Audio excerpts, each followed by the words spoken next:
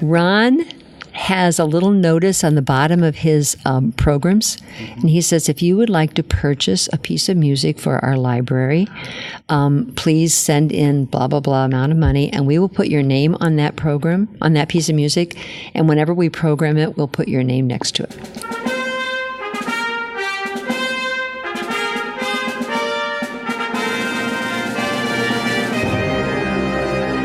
Hello, everyone. Welcome to Everything Band, a podcast that features conversations with composers, conductors, and performers of music for winds and percussion. My name is Mark Connor. I'm a composer and educator, and each week I have the great fortune to speak with and share the stories and wisdom of musicians and leaders in the band community. I'm excited to announce that Everything Band has joined forces with several other music education-related podcasts to form the Music Teacher Development Podcast Network. The Muted Network provides support in the form of audio-on-demand programming designed by and for music educators. You can find more information about our network at mutedpodcasts.com. Before we begin, I'd like to thank all of you for listening. I appreciate your time and hope that you are finding value from these interviews. I rely on word of mouth and social media to bring the show to new listeners. If you think you know one or two people who might find these interviews useful, please let them know about it. You can also help by following me and sharing posts on Facebook, Instagram, Twitter, and YouTube. Remember, help students live up to the best that is in them through music. Now onto the episode and this week's guest, Sister Gail Buckman. Hi, Sister Gail. Hi, Mark. It's really nice to meet you. This is only my second on-site live interview. Ooh, I'm glad you're here. Yeah, I'm in your band room at St. Gabriel the Archangel School in St. Louis. Right. And you've been a longtime band teacher. So could you introduce yourself for the listeners? Sure. I'm a school sister of Notre Dame. I've been teaching, this is my 50th year teaching. I've been teaching band for 47 of those 50 years. I have taught mostly 4th through 8th grade. I had one year where I taught high school. I actually taught K to 12 that year because I was doing general music also. And I did general music for about 16 or 17 years and along with band, but then I was able to go into just full-time band when I was in St. Charles. I set up a program up there that was called a consolidated program, and we meshed 4 schools together. So I traveled from school to school to school. Every day I was in a different school and then put those 4 schools together as one band program. So, and then St. Gabriel's opened up and it was 1 school rather than 4. And so I interviewed for that position, and 23 years ago I took that position. So I've been here for quite a long time and able to see the community grow and the kids grow and the program grow. So. Yeah, it's really impressive what you have. Were the schools in St. Charles and St. Gabriel's, are they all under the St. Louis diocese? Yes, they are. Even though it was in the same diocese, you still interviewed for the job, separate administrations? Oh, yes, because every parochial school really has its own separate administration. So Sister Gail, can you give the listeners your origin story, what instrument you started on way back when? And how, I guess what I'm looking for is the inspiration. What teachers really inspired you to play and why you became a music teacher? I started on piano, like most kids do, when I was younger, 2nd, 3rd grade, and played piano through grade school. But when I was about 5, I saw a marching band. And that sort of put something in the back of my head that said, I want to do that someday.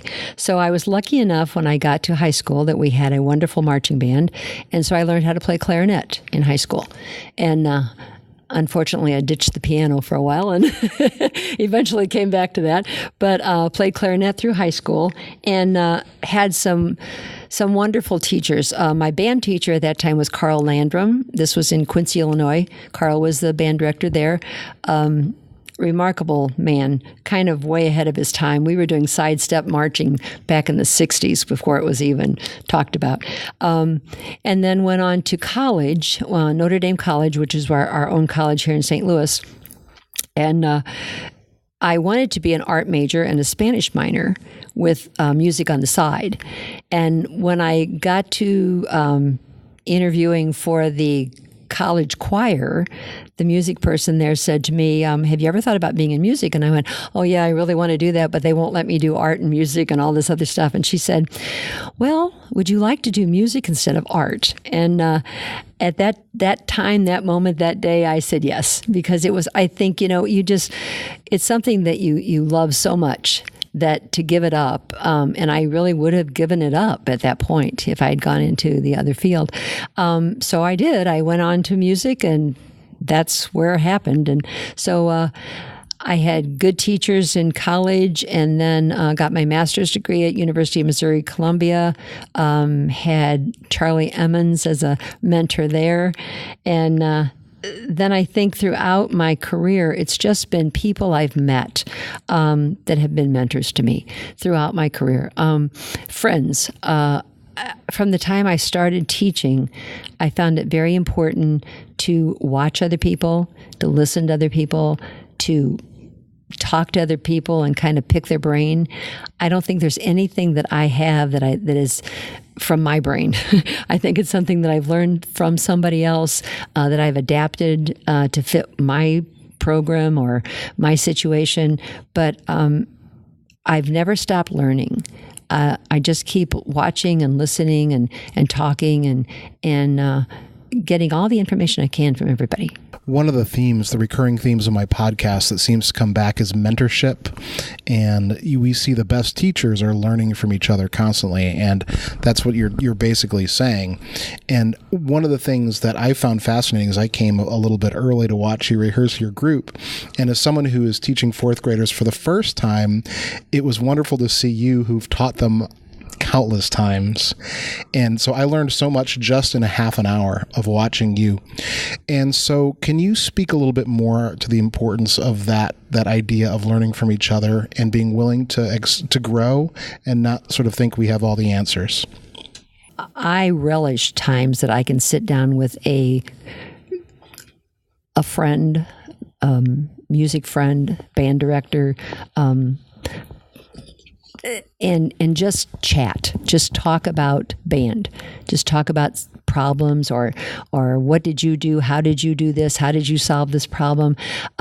I love working camps in the summer because there's all kinds of people there who are band directors, and we just feed off of each other, and so I just think anytime, conferences, MMEA every year down at Tantera, those are times when you find your cohorts and you sit and just talk, and learn from them. There's never a time when you can say you've stopped learning. I have 4 kids in district band this year, and they all chose jazz band.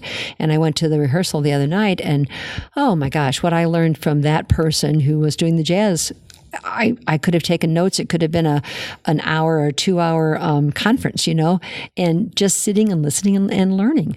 I think all of us have greatest wealth of knowledge. It's just that we don't think we do. And we don't think that we have anything to give to somebody else.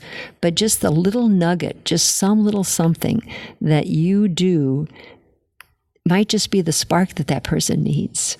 It might just be the thing that says, oh, gosh, if I did it that way, then maybe it would be better, or maybe I can work it out so that I can fix it in using that idea. So I want to step back to your formative years for a moment. Now, it was Mr.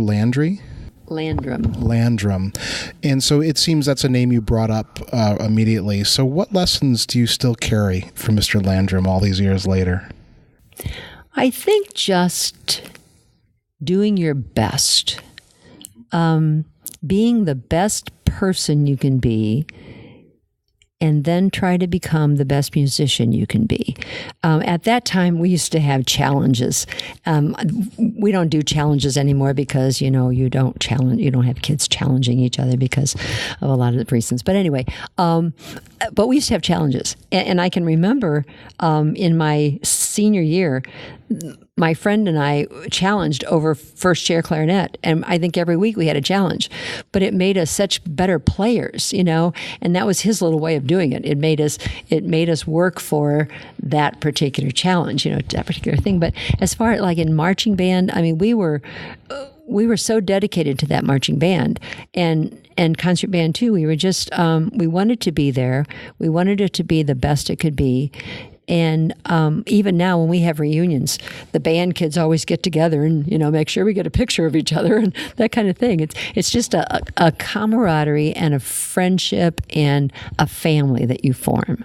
And especially in high school, you do that, Elementary, you don't have quite that same connection because you're not doing marching band and traveling and all that, where you have that connection with each other. But you still create it as a family that you work together, you build together. If you don't work together, then the whole thing's going to fall apart, And the motto that I have on the board every day is, no one rises to low expectations. And I put that on the board, and the kids have to read it every single morning whether they come in for band. Because if we lower our expectations, then it becomes just mundane. But if the kids know that your expectation is high and you can achieve that, then they're going to feel proud and they're going to want to be part of the program. Mm-hmm. Absolutely. And you have a really great participation. Is it mandatory for any of your grade levels? It's part of our curriculum, but it's a volunteer program in a sense. Kids sign up for the program. And if you don't mind just asking a little bit about the program, because I was watching, you had 8 clarinets or 9 clarinets, and then you had 7 saxophones and a trombonist in that last group. And so how many students in the school total? Okay, we have 490 in school. Wow. And that's K through 8. So we have about 250 4 through 8. So I draw from that, and I have about 120 in my program total. I have a beginning band, and then a 5th grade band, then a concert band, and a jazz band. And they're coming because of the excellence.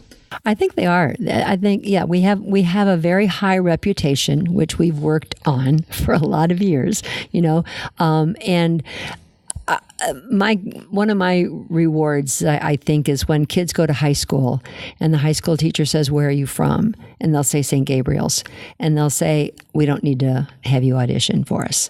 And that to me is just a referendum saying that we're doing a good job here. Yeah, and I imagine that constant excellence, that constant holding them to a standard, takes care of lots of problems that might arise in places where maybe that standard isn't so high. Your classroom management was perfect, as we'd expect after 50 years of teaching. However, but you could see the kids, they hung on your words because they knew that, at least for this is how I'm seeing it, I felt that they knew that they were going to get better if they listened to you. I hope so. Yeah, that's how I saw it. I hope so. Good. I'm glad. If you don't mind, if I kind of talk a little bit more about your early career. And so you got a master's at the University of Missouri. If you don't mind me asking, how did you sort of make the transition from college to taking vows and becoming a teacher, if you don't mind? My first 4 years of college were at Notre Dame College, which is our college in St. Louis. And when I graduated from there, then I was sent out to teach. And at that time, our communities sent us to places. So we didn't interview, we were just sent to places. So my first 2 years of teaching, I did 5th grade classroom, not music. I taught math in 5th and 6th grade, and then I was the math coordinator and the religion coordinator for 5 through 8, and then I taught everything else in the 5th grade classroom. So I did some music, but it was mostly general classroom music. And then at the end of those 2 years, then I was sent to Our Lady of Sorrows in St. Louis. And Our Lady of Sorrows had a school of about 900 students, and it had the best band in the city of St. Louis at that time. And I was scared to death because I was 23 years old and I was sent there, but I was in charge of lessons for the band, but Bob Schmiehausen was the band director who came in 2 mornings a week and directed the concert band. And so he was teaching at St. Mary's and later on went to Chaminade, but came in 2 mornings a week and taught for 45 minutes, did the full band, and then went back to St. Mary's and taught his classes there. And then I took over and taught lessons and all of that, so I basically taught the kids how to play, and then he came in and directed them. And then I was also doing general music there. So I was teaching K through 8 general music, and then I had the band program. Then I did that for 7 years, and then I went to Highland for a year, and that's when I did K to 12, and I did general music, high school choir, and then junior high band. I was there for a year, and then I went to St. Charles, and then I was out there for 18 years, and then came here. Wow. And so that experience at Our Lady of Sorrows was almost like a student teaching experience then for you. In the sense of, yes, and in addition to Bob coming in the mornings, we had a gentleman by the name of Fred Baranyai, and Fred played at the Muni every summer. He was the woodwind specialist for the Muni, so he would come in and teach our 6th, 7th, and 8th grade woodwinds. And I would be teaching brass upstairs while he was doing woodwinds downstairs. And so every afternoon at lunchtime, I would go down and I would read the board because he would have all this stuff on the board. And I would read his board because he left at noon. And I would take notes on everything that he had written for the woodwinds that morning. And I just took notes and kept a little notebook. And then when I had to eventually teach them myself, I had all these notes from Fred. So, again, it's that mentorship. I didn't have time to observe him, but I just absorbed everything I could from him. And then eventually I took over the entire program there because then Bob went on to Chaminade and he left Sorrows, and Fred, his health became poor, so he left. Then I was at Sorrows for 3 years, totally doing everything. Can I ask a question that's specific to independent school teachers? I look around and you have a wonderful array of equipment and supplies, and I wonder, it hasn't probably always been this way here. Fundraising. Yeah, fundraising. And so do you have any sort of practical thoughts about how young teachers who are maybe at an independent school can do that? Because I know all the situations are a little different. We have sold candy bars. We've sold entertainment books. I even sold soap one time, and that all works. But what we've done the last 5 years has been more fun, and we've generated as much money as we did selling all those others, and that was playing at the Cardinal game. So we play at a Cardinal baseball game once a year, and we sell our tickets, and so the proceeds that we make from that has been our fundraiser. I have lots of questions about the way you've set up your program. And so what are your best practices as far as the beginning of the year? Because I know that for most teachers, that's when everything starts. And if it's done right in the beginning of the year, it all flows from that. It's all setting a routine. You just set the routine, you establish the routine, you keep doing the routine every day. When the kids come in for full band, they know exactly where their instruments are to be placed. They know where their backpacks go. I have 55 kids in this room, and I know you can't see my room, but my room is very small. And in comparison to putting 55 kids, backpacks, instrument cases and all that, I don't have any place else to store anything. So when they walk in, they know that where everything goes, where everything has to be. And so we establish that routine. So once a routine is established, then they come in, they automatically go to their places, they automatically put their stuff where it goes. And then the same thing for lessons. When they walk in, they know exactly where their backpacks go, where their instrument cases go, and where they go. So it's just, but again, it's just repeating the routine over and over and over again. It's constant repeating. And it takes a while. It does. And the younger they are, the more it takes, the longer it takes. You termed it whack-a-mole with me a little earlier. Right. And with fourth graders, I'm learning, this is my first year teaching fourth graders, I learned that I wasn't good with the whack-a-mole in the beginning of the year, so now my moles have multiplied. I'm sure. And yes. So for thoughts from me, maybe perhaps that someone who's out there might be listening to, I know that I have some young band directors in their first couple years. Is it possible to get a grip on things after they've sort of gone a little more off the rails than you wanted to? Sure. You just start out by saying, let's try this today. Let's see if we can come in quietly, and when you come in, this is where these things will be placed, and let's see if we can do that today. Just today, not tomorrow or just today. And then when they get ready to leave, say, you did that so well today. Let's see if we can do that again tomorrow or the next time you come in. I have to walk across the street to take the kids back over after a full band rehearsal. And so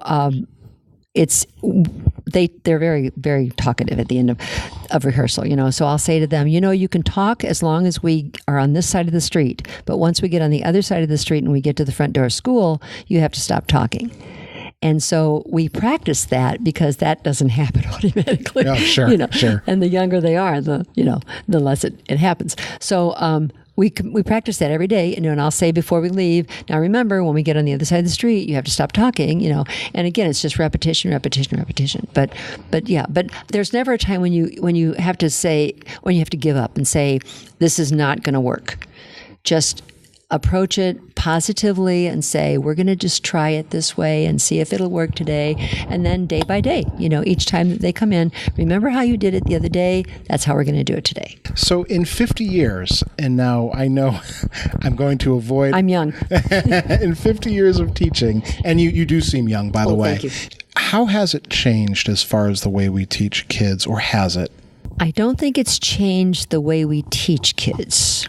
I think it's changed the way parents view what we do. Between helicopter parents and lawnmower parents and all of those other, titles that we give them, music is the one thing that most parents can't help their kids with. Interesting. Which is great. Because this is something that they have to do on their own, and parents get very frustrated with it. I can't help Johnny do that. No, you can't. This is all his. This is all hers, And after a while, the parents realize that this is really the kid's experience, and the more it becomes their experience, the more internally the kids take it on. As far as teaching them, I think there is a problem with the time that kids have to practice. They don't have time anymore. They have so much scheduled. After school, they have swim, dance, horse riding, there's 100 things they have to do. But there's still that element of music that if you don't practice it, you can't achieve it. Mm-hmm. Right. So somehow or other, you have to get across to them that you may not be able to practice for 3 hours, or any time, but give yourself 20 minutes a day. Or 20 minutes at least 4 days a week. Right. And minimize it for them so that they know that there's a practice time. I have practice charts, which, I know they lie on, but anyway, I have practice charts. At least it holds them accountable. But, and I also, I use Smart Music in my program. So they have an assignment once a week on Smart Music that they have to send in to me. So if they're not practicing anything else, at least they're practicing that one assignment. So they're doing something, But I tell the beginners in the beginning of the year, I'll say, name your instrument, give it a name, because it's going to become your best friend. And then throughout the year, I'll say, have you and your best friend had time together lately? Oh, clever. And they just kind of, well, no. I said, well, you don't want to ignore your best friend, So for little people, it works, And then if they're in your program long enough, you can say that to them when they're in 8th grade, and they'll understand it. You can't say that to it at first. The first year you're in a building, you can't go to an 8th grader and say, "Have you and your best friend?" Can't do that. But you can do it if you start out with with them. Sure. So you establish that routine with them and help them to realize that when they spend time with it, they can achieve. If they don't spend time with it, they're not going to achieve anything, But I think that's long answer for. I think that's how things have changed as far as how to teach kids. We have technology now that we didn't have in the past, and all that kind of thing. But it still comes down to a kid learning the basics and then practicing it. Mm-hmm. There's no buttons, and that's something I say to the kids in the beginning too, is you can't press a button on this instrument and it'll work for you. You've got to be the person behind it that's working. Oh, that's a great way of saying it. I like that a lot. Yeah, I was watching you work with the kids, and you're very hands-on. You're right on every problem as soon as you see one thing.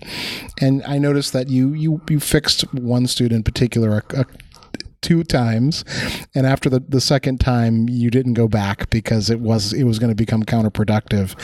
And knowing sort of how far you can push that is part of the art of this. And again, I'm always about the how. And sort of, do you have any thoughts about that idea of how to fix those problems quickly and efficiently without pushing a student too far? Or is it just feel? It's just feel, and it's you can only correct a child so many times within 30 minutes, because then it becomes a battle of wills. Right. My will against your will. And so you show them what's right, and then the next 30 minutes that you have them again, you'll do it again, and you'll do it again. And, the one young man that I pulled up was not sitting tall enough on clarinet, and he rests his arms on his legs. I do that every lesson. I've done that every lesson since the beginning of the school year. Sure. Now, eventually, as he grows, he's going to realize he can't rest his legs on his arms on his legs. But, right now, it's like, comfort zone. The other thing I noticed, and we'll just talk a little nuts and bolts beginning band teaching, is you had some saxophone players who you could see their throats, and you could see them closing off their throats, and that must be a constant battle. Do you have any tips for getting them to tongue correctly? I don't. I wish I did. Other than what we were doing today, just feeling the throat and trying to get them to relax that throat and trying to get them to just use their tongue and realize that the tongue is not associated with the throat in the sense of that movement. That's a battle. I've talked to specialists on saxophone and everything else, and it's a battle. Sister Gail, one of the questions I often ask is, do you ever work with any composers? Yes, I have. I've had a couple of pieces commissioned. When I was in St. Charles, I had a piece commissioned by John O'Reilly, and John came out to the school, and we actually premiered the piece with him, which was really cool. And he met with the parents one night and went through the entire piece, explaining how he wrote it, why he wrote it, what he did with it. It was really neat. And then we played the next night. And I've had Joseph Pappas also compose for us, and we premiered a couple of his pieces. Joe's local to the region. Yeah, Joe's here. local. Yeah. Joe's a good friend. Yeah. And so, but it's great to have them come into the band and work with the kids because they'll explain why they did what they did. And I work Hillsborough band camp in the summer, and Joe runs that camp. And oftentimes we'll do a composition of Joe's at that camp, and he'll come in and explain to the kids why he wrote it, what he wrote about it, why he did it. And it just it opens up a level of the understanding of the music that the kids are like, oh, well, that's why that sounds like that, or oh, that's why he put that rhythm in. It's really cool to have them hear why the composer did what he did, and then to play it. Yeah. Do you find it inspires any of them to go try to write their own music? Oh, I have some kids who try to write music. Yeah, yeah. Do you guide them at all in that process? Not too much. No. I kind of just let them go. And then I'll show them like, well, you've got too many beats in this measure, or, that kind of thing as far as the technique of writing it. But I don't worry about key signatures and all that stuff with them right now. If they write a piece of music, they go, can I play this? Sure. Yeah, that kind of thing. Yeah. And then they learn. They do. Yeah. Really they eventually learn way. how it all fits together. We just did a session with my 6th, 7th, and 8th graders, and they wrote a composition, just a 4-measure composition with a pentatonic scale. And that was fun, Sure. So we're writing pentatonic ostinatos, and then we're playing it along together and showing how that pentatonic works.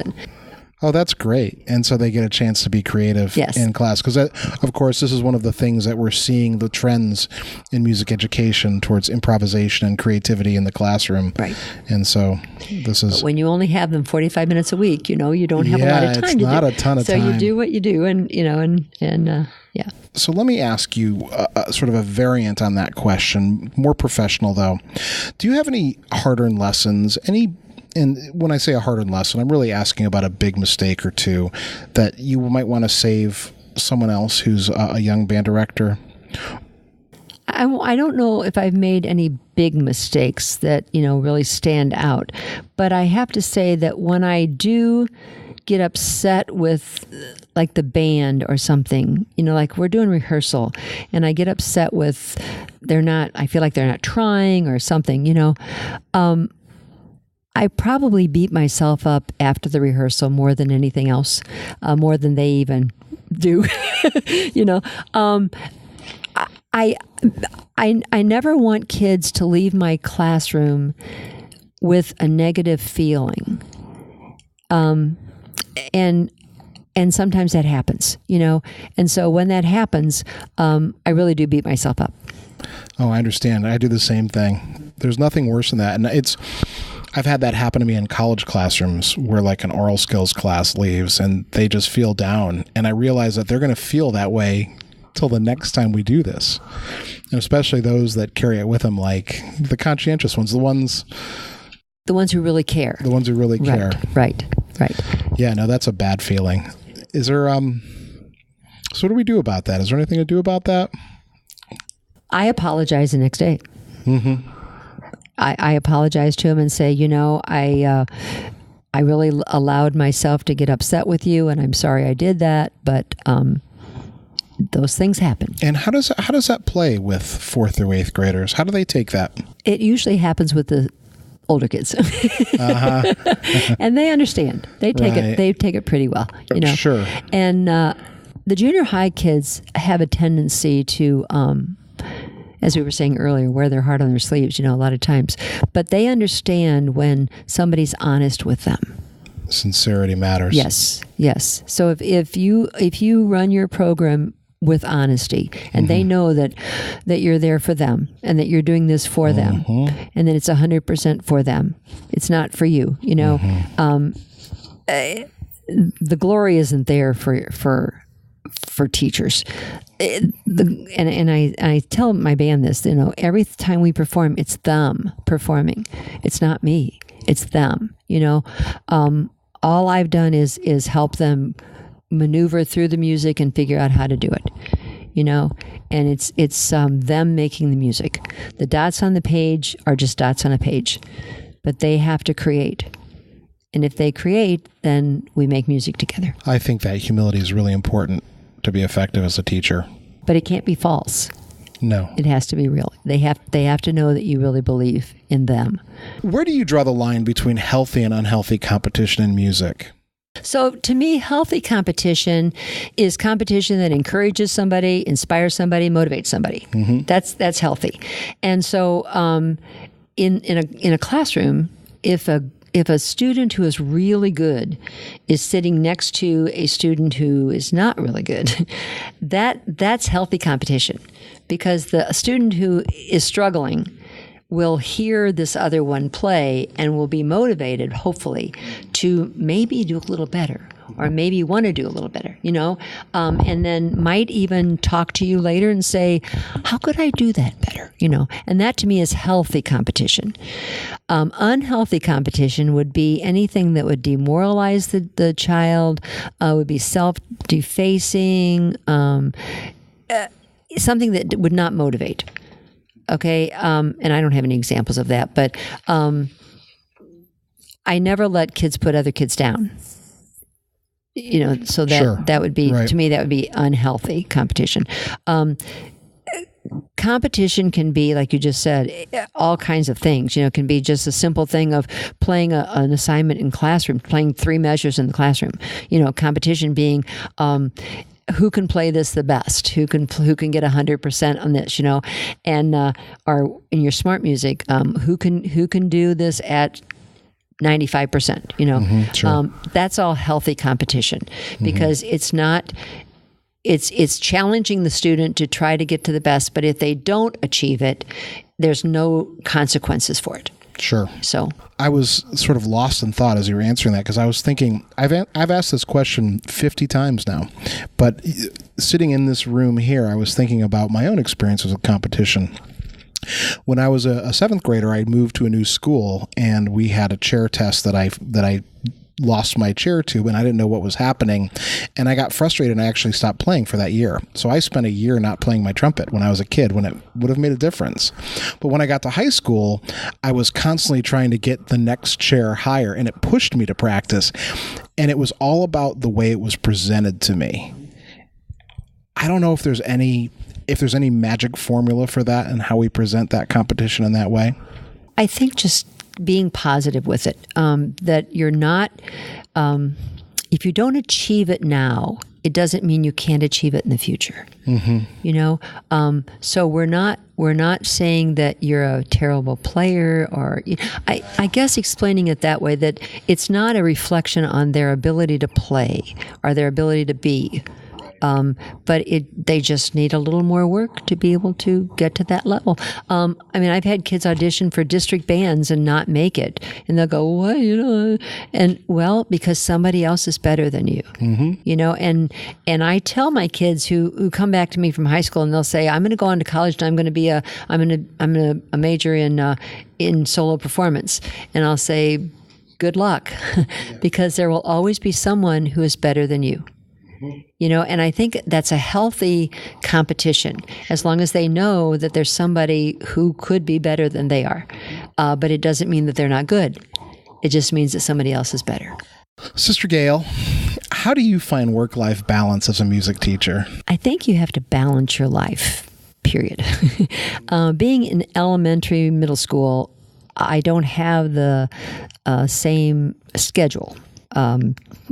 Pressured schedule that high school people would have. Sure. So I don't have marching bands and all kinds of festivals and things. I can pretty well map out my year and say these are the things that are going to be happening, and then map out my week and map out my days. It's pretty well. But I think it's important for any teacher, music or otherwise, to take time off, to take personal time for yourself, whether it be an hour on a weekend or whatever. Take personal time with family, friends, in my case, community, that things have to be completed at school, but there's also your personal life that has to also be balanced with that. And that's just a matter of looking ahead and planning it out so that you're not caught in this pressure cooker, in a sense, saying, I've got to get this done, but I have no time to breathe. And you have to have time to breathe. I'm involved with a lot of outside activities. I play with the St. Charles Municipal Band in St. Charles, and we rehearse one night a week, and then we play every Thursday in the summer. And then I'm involved with a few other things in our community, that take me outside of teaching, the other things that we do. But you just balance that. If I know that I'm going to have a really busy weekend, then the next weekend I have to schedule myself some time for me, or some time to do something fun, because there are some weekends that are from Friday night through Sunday night, they're just going to be packed, and that's going to happen. But you have to balance it. Yeah. Okay, you mentioned it a little bit earlier. You talked about the demands of time, and that's come up a lot for the next question. But do you have any other challenges that are facing music education, and any thoughts about how we can meet them? I think we talked about the time elements, the activities that our kids have. I find that, and some people are not going to be happy with me, but I find that sports is overtaking our land, that kids are so involved with special teams and with, special teams, and they tour on the weekends and they go to special events. And I often say to them, if I ask you to come to 2 band events on a weekend, you probably wouldn't come, but you'll do 5 soccer games on a weekend. So I think, in a sense, our priorities are sort of unbalanced with kids and families and all that. And I know it's because sports get the kids out there and get the kids active. But I think that's a detriment to the kids.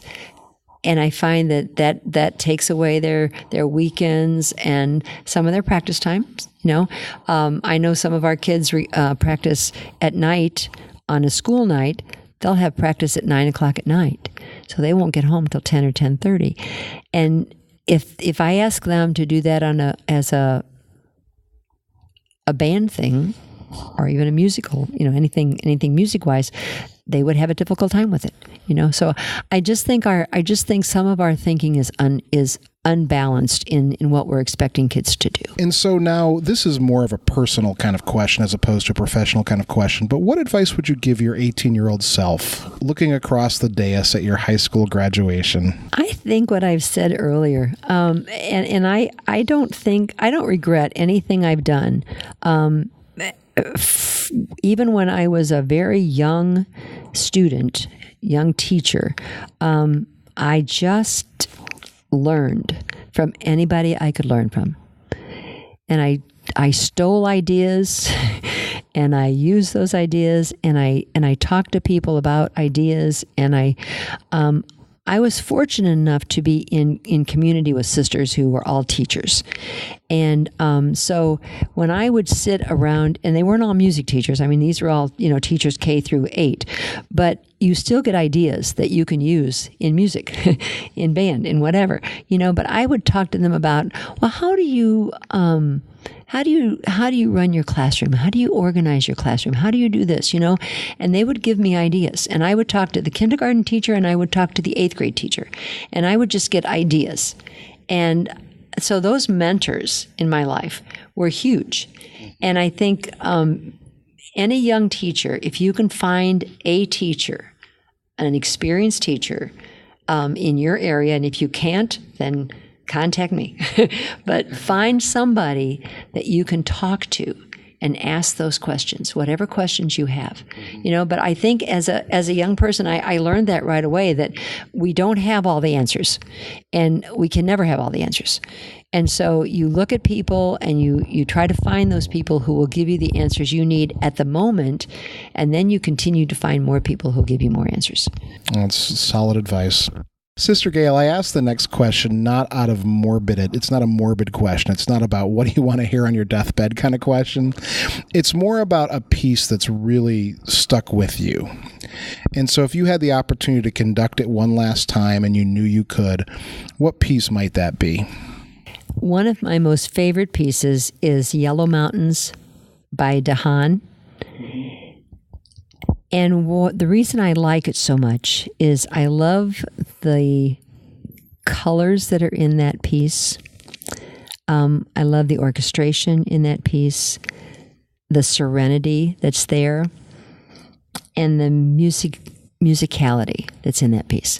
And what you can do with a band and what you can draw out of a band when you perform that piece of music. Mm-hmm. So, I love his music. Yeah, I do too. I don't know Yellow Mountains. I'm going to go listen to it tonight. You have to go listen to it. Yeah, it's a great piece. It's very lovely. Yeah. Is there anything coming up that you'd like to share or promote, knowing that this will probably live on the internet for a while? Sure.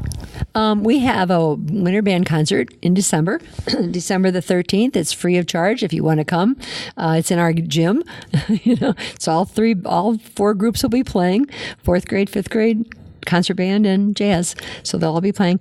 Our jazz band will be performing at the Sheldon Theater in April the 7th. So we have, the Sheldon has a wonderful program where they allow schools to come down and perform on their stage. So it's a great venue, and we try to do that at least every other year. I didn't know that. I'm going to have to investigate that. Great venue. Well, Ron Sykes said it in his interview that one of the things he really likes to do is make sure that every kid plays in an auditorium.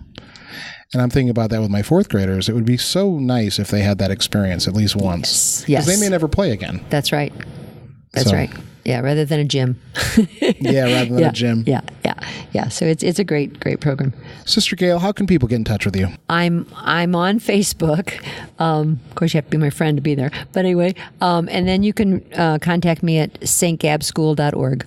Okay. Mm-hmm. You're very responsive to your email. Thank you. I'm very responsive to it. Is there anything that I didn't bring up that you'd like to talk about? I don't think so. I think you've covered everything.